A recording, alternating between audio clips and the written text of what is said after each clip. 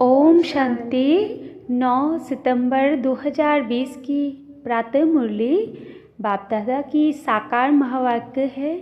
बाबा बोले, मीठे बच्चे, हर बात में योग बल से काम लो। बाप से कुछ भी पूछने की बात नहीं है। तुम ईश्वरीय संतान हो, इसलिए कोई भी आसुरी काम न करो। प्रश्न है, तुम्हारे इस योग बल की करामात क्या है? उत्तर में बाबा ने कहा, यही योग बल है जिससे तुम्हारी सब कर्म इंद्रियां वश हो जाती है। योग बल के सिवाय तुम पावन बन नहीं सकते। योग बल से ही सारी सृष्टि पावन बनती है। इसलिए पावन बनने के लिए व भोजन के शुद्ध बनाने के लिए याद की यात्रा में रहो। युक्ति से चलो, नम्रता से व्यवहार करो। ओम शांति। रूहानी बाप रूहानी बच्चों को समझाते हैं, दुनिया में किसको मालूम नहीं है कि रूहानी बाप आकर स्वर्ग की व नई दुनिया की स्थापना कैसे करते हैं। कोई भी नहीं जानते हैं। तुम बाप से कोई भी प्रकार की मांगनी नहीं कर सकते हो। बाप सब कुछ समझाते हैं, कुछ भी पूछने की दरकार नहीं रहती। सब कुछ आप ही समझाते रहते हैं। बाप कहते हैं, मुझे कल्प कल्प इस भारत खंड में आकर क्या करना है, सो मैं जानता हूँ, तुम नहीं जानते। रोज़ रोज़ समझाते रहते हैं। कोई भल एक अक्षर भी ना पूछे तो भी सब कुछ समझाते रहते हैं। कभी पूछते हैं, खान पान की तकलीफ़ होती है। अब यह तो समझ की बात है। बाबा ने कह दिया है, हर बात में योग बल से काम लो, याद की यात्रा से काम लो, और कहाँ भी जाओ तो मुख्य बात बाप को ज़रूर याद करना है और कोई भी आसुरी काम नहीं करना है। हम ईश्वरीय संतान हैं, वो है सबका बाप। सबके लिए शिक्षा ये एक ही देंगे। बाप शिक्षा देते हैं, बच्चे स्वर्ग का मालिक बनना है। राजाई में भी पोजीशन तो होती है ना। हर एक के पुरुषार्थ अनुसार मर्तबा होता है। पुरुषार्थ बच्चों को करना है और प्रारब्ध भी बच्चों को पानी है।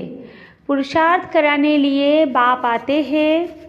तुमको कुछ भी पता नहीं था कि बाप कब आएगा, क्या आकर करेंगे, कहाँ ले जाएंगे। बाप ही आकर समझाते हैं ड्रामा के प्लान अनुसार। तुम कहाँ से गिरे हो, एकदम उच्च चोटी से। ज़रा भी बुद्धि में नहीं आता कि हम कौन हैं। अब महसूस करते हो ना। तुमको स्वप्न में भी नहीं था कि बाप आकर क्या करेंगे। तुम भी कुछ नहीं जानते थे। अब बाप मिला हुआ है तो समझते हो। ऐसे बाप के ऊपर तो न्यौछावर होना पड़े। जैसे पतिव्रता स्त्री होती है तो पति पर कितना न्यौछावर जाती है। चिता पर चढ़ने में भी डर नहीं होता है।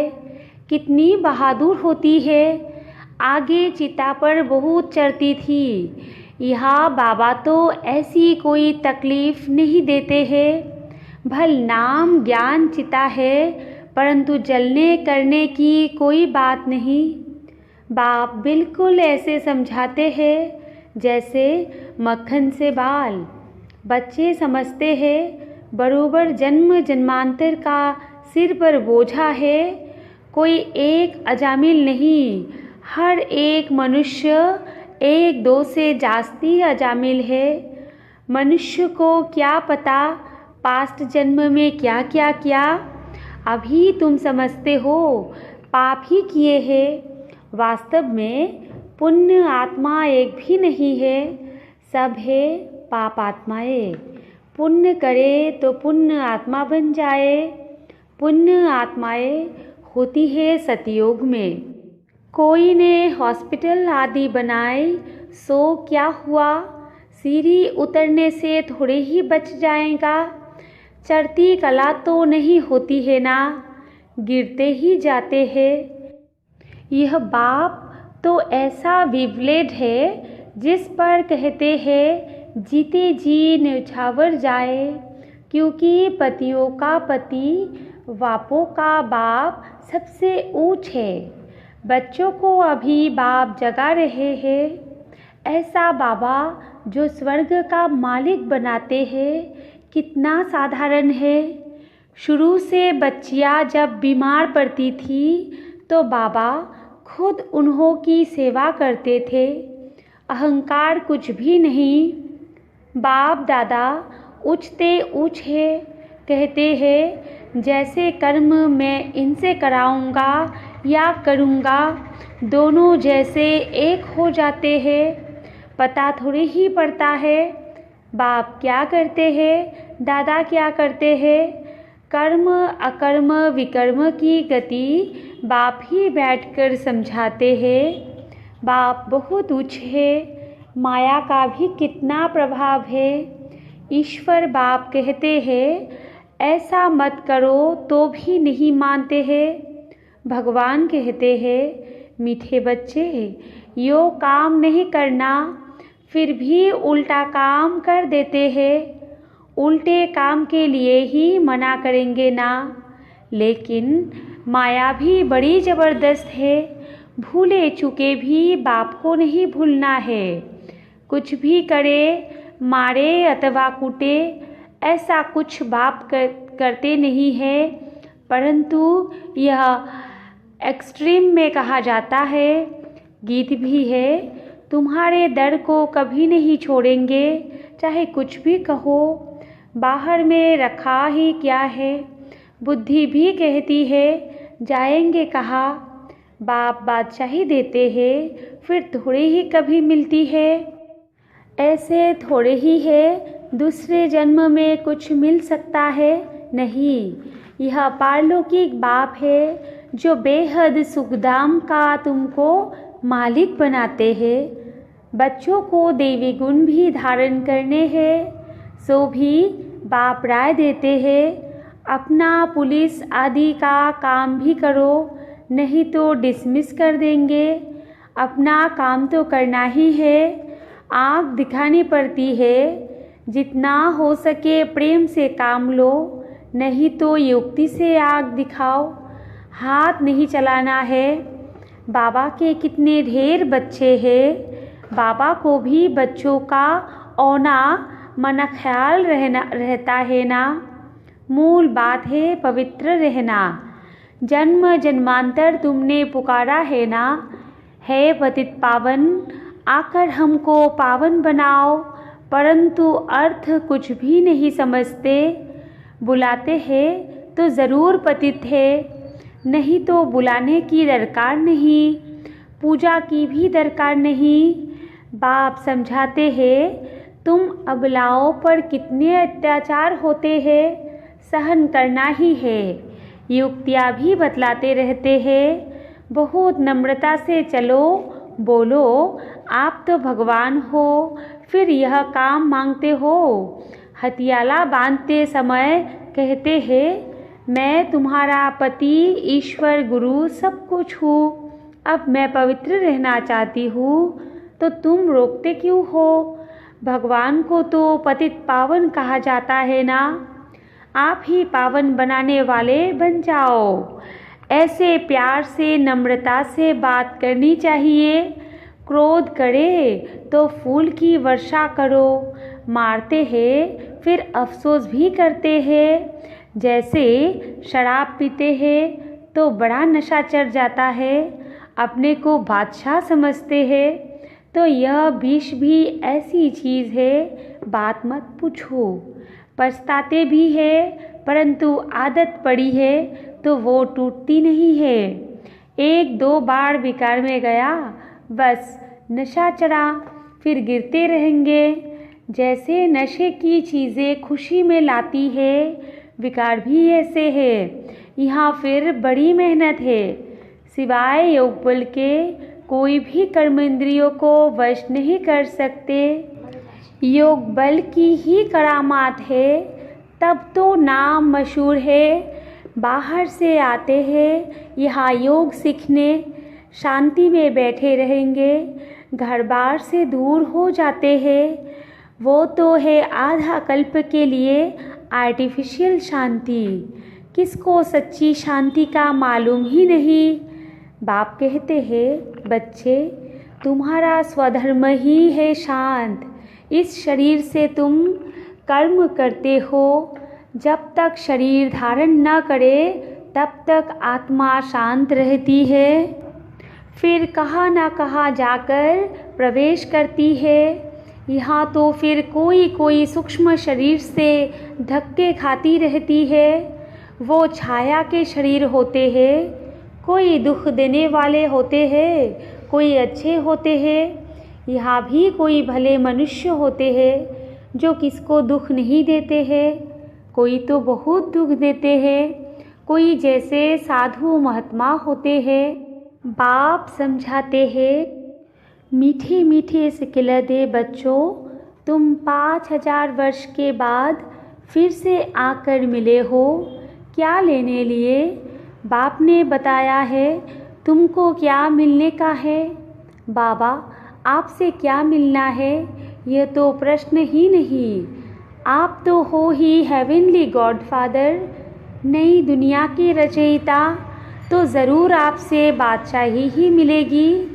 बाप कहते हैं, थोड़ा भी कुछ समझ कर जाते हैं तो स्वर्ग में ज़रूर आ जाएंगे। हम स्वर्ग की स्थापना करने आए हैं। बड़े से बड़ा आसामी है भगवान और प्रजापिता ब्रह्मा। तुम जानते हो विष्णु कौन है, और कोई को भी पता नहीं है। तुम तो कहेंगे हम इनके घराने के हैं। यह लक्ष्मी नारायण तो सतयुग में राज्य करते हैं। यह चक्र आदि वास्तव में विष्णु को थोड़ी ही है। यह अलंकार हम ब्राह्मणों के हैं। अभी यह नॉलेज है, सतयुग में थोड़े ही यह समझाएंगे। ऐसी बातें बताने की कोई में ताकत नहीं है। तुम इस 84 के चक्र को जानते हो, इनका अर्थ कोई समझ न सके। बच्चों को बाप ने समझाया है, बच्चे समझ गए हैं। हमको तो यह अलंकार शोभती नहीं। हम अभी शिक्षा पा रहे हैं, पुरुषार्थ कर रहे हैं, फिर ऐसे बन जाएंगे। स्वदर्शन चक्र फिराते फिराते हम देवता बन जाएंगे। स्वदर्शन चक्र अर्थात रचयिता और रचना के आदि मध्य अंत को जानना है। सारी दुनिया में कोई भी यह समझा नहीं सकते कि यह सृष्टि का चक्र कैसे फिरता है। बाप कितना सहज कर समझाते हैं। इस चक्र की आयु इतनी बड़ी तो हो नहीं सकती। मनुष्य सृष्टि का ही समाचार सुनाया जाता है कि इतने मनुष्य हैं, ऐसे थोड़ी ही बताया जाता है कि कछुए कितने हैं, मछलियाँ आदि कितनी है। मनुष्य की ही बात है।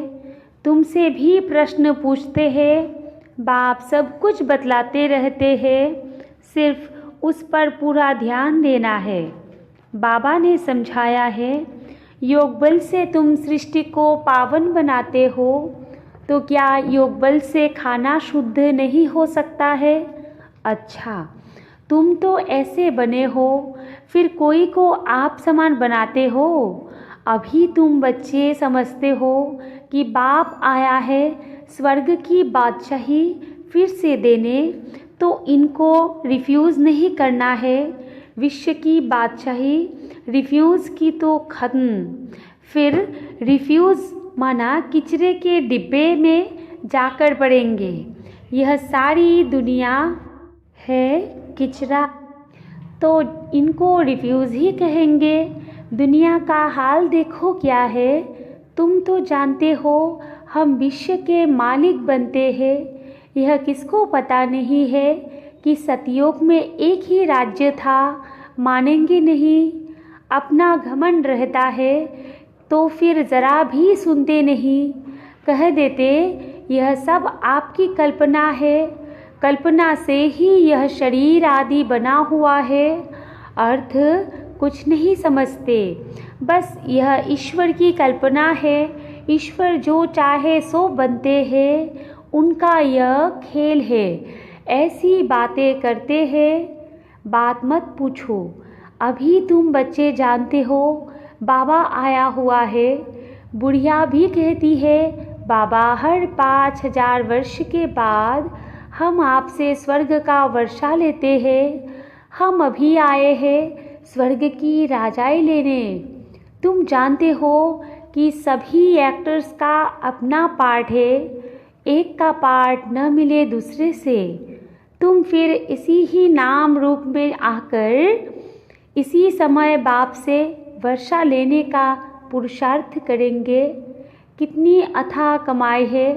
भल बाबा कहते हैं थोड़ा भी सुना है तो स्वर्ग में आ जाएंगे, परंतु हर एक मनुष्य पुरुषार्थ तो उच्च बनने का ही करते हैं ना। तो पुरुषार्थ है फर्स्ट। अच्छा, मीठे मीठे सिकिलधे बच्चों प्रति माता पिता बाप दादा का याद प्यार और गुड मॉर्निंग। रूहानी बाप की रूहानी बच्चों को नमस्ते, और हम रूहानी बच्चों की रूहानी माता पिता बाप दादा को भी याद प्यार गुड मॉर्निंग और नमस्ते नमस्ते नमस्ते। धारणा के लिए मुख्य सार 1 नंबर पॉइंट है, जैसे बाबा बच्चों की सेवा करते हैं, कोई अहंकार नहीं, ऐसे फॉलो करना है। बाप की श्रीमत पर चलकर विश्व की बादशाही लेनी है, रिफ्यूज़ नहीं करना है।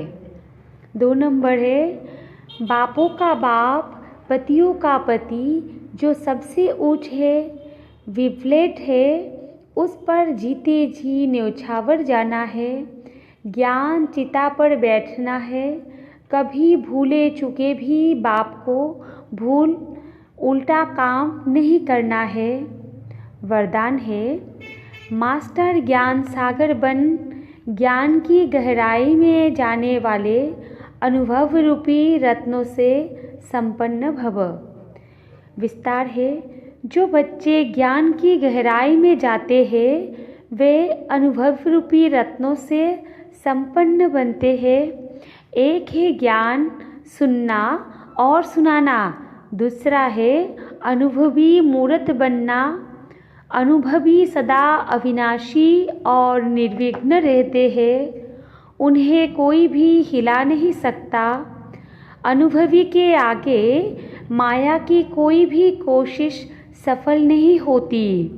अनुभवी कभी धोखा नहीं खा सकते, इसलिए अनुभवों को बढ़ाते हुए हर गुण के अनुभवी मूर्त बनो। मनन शक्ति द्वारा शुद्ध संकल्पों का स्टॉक जमा करो। और स्लोगन है, फरिश्ता वो है जो देह के सूक्ष्म अभिमान के संबंध से भी न्यारा है। अच्छा, ओम शांति।